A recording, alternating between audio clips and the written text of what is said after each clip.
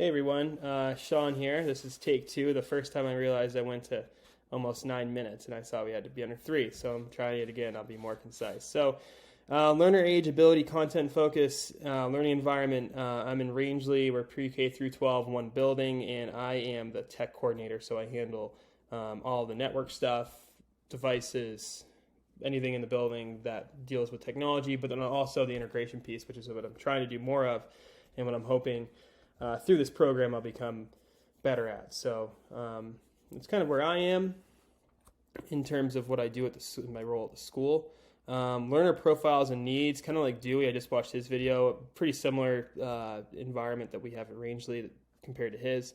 We're one building, he has two.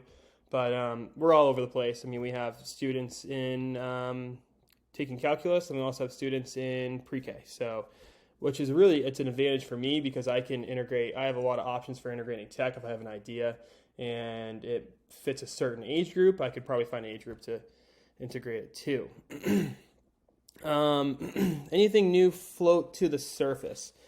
Well, I was working in an ELA class today, and we did this really cool assignment where, or the teacher had an idea to interview a person. They're working on a 9/11 project, and she knows a person who was in New York City during 9/11, and we interviewed that person through Zoom on my computer, and I screen recorded the Zoom. So what I plan to do, after thinking of the SAMR framework, is to rewatch that screen recording with the students who interviewed the person, and taking what she says and finding images that pop into their head and find those images and then put those images into iMovie and then use those images as a backdrop to the audio. So I think by doing that, when I was thinking of how to make this project better, I thought of the SAMR framework and was thinking, let's say 10 years ago, they could have done the interview by phone,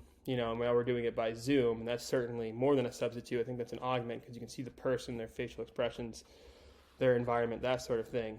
But then I think providing a visual modifies it and maybe even redefines it too, especially with being able to share the video to other students and staff, obviously with parental consent. But, using the technology is certainly enhancing this project way more than it could have been, let's say, 10 years ago. So I've been trying to think of everything that I do integration-wise. I think the easiest framework for me to tie things into is a SAMR framework, and thinking is this technology just substituting? Do we need to substitute right now to get some comfortability with it, and then we can move up the ladder? Or have we been stuck on substituting and we need to find an alternative? Kind of like what Dewey said, he's trying to weed out some of the technology that's stuck. And I can see that. For instance, we use Jamf as a mobile device management system, and we have so many apps in Jamf that I don't think we're using, or we might have used at one time. And I just really need to evaluate those apps. And I see that we had a rubric, Tony